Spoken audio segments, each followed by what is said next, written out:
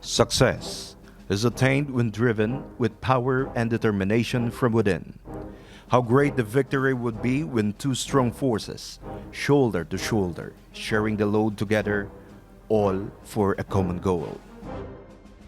Deepening alliance and strengthening capability to be ready from any external threats against nations' peace and sovereignty.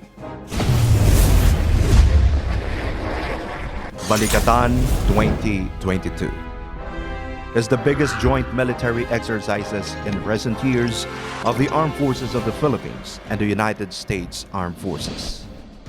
Two countries, both committed for decades, sealed by a treaty and strengthened by a deep and quality bilateral relationship, who have withstood the test of time. All the Filipino and American soldiers who are taking part in this year's Balikatan exercise to embody professionalism, excellence, and camaraderie. As military professionals, we're charged with being ready when our nations need us most. The 37th Balikatan iteration lasted for 2 weeks, which focused on maritime security, amphibious operations, live fire training, urban operations, aviation operations, counterterrorism, and humanitarian assistance and disaster relief. It was participated by a total of 8,900 strong and competent Filipino and American troops, 3,800 from the Armed Forces of the Philippines, and 5,100 from the United States Armed Forces. The opening ceremony of the 37th Balikatan exercise was held at the AFP General Headquarters in Camp Aguinaldo, Quezon City on 28 May 2022, while the joint interoperability events were held in various areas in Luzon. There were 8 joint interoperability events. Amphibious operations led by Combined Marine Forces was held in Claveria Shoreline, Cagayan Valley. On the other hand, Combined Joint Special Operations Task Force led a Combined Joint HIMARS Rapid Insertion, while the Combined Marine Forces led the Jump Forward Arming and Refueling Point operations. Both events were held in Cagayan North International Airport.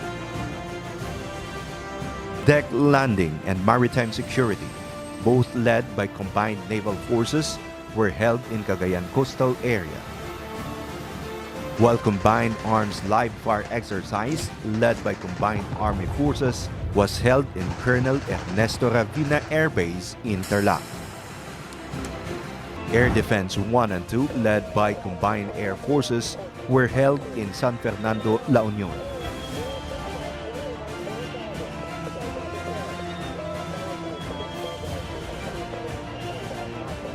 While the air assault, led by Combined Army Forces, was held in Fort Magsaysay.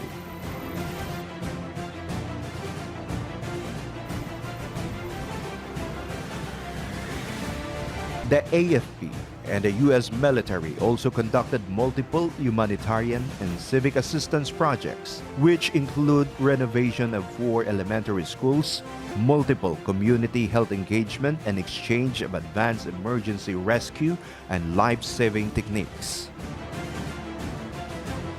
These projects have paved way to even more vigorous ties, not just between the Philippine communities, but also the Philippine and American military forces. Undoubtedly, the friendship and alliance of both forces remain a great source of strength in sustaining peace, security, and stability in Indo-Pacific region, which improves both nations' capabilities across a wide range of military operations. Indeed, two forces will become even stronger when they empower each other.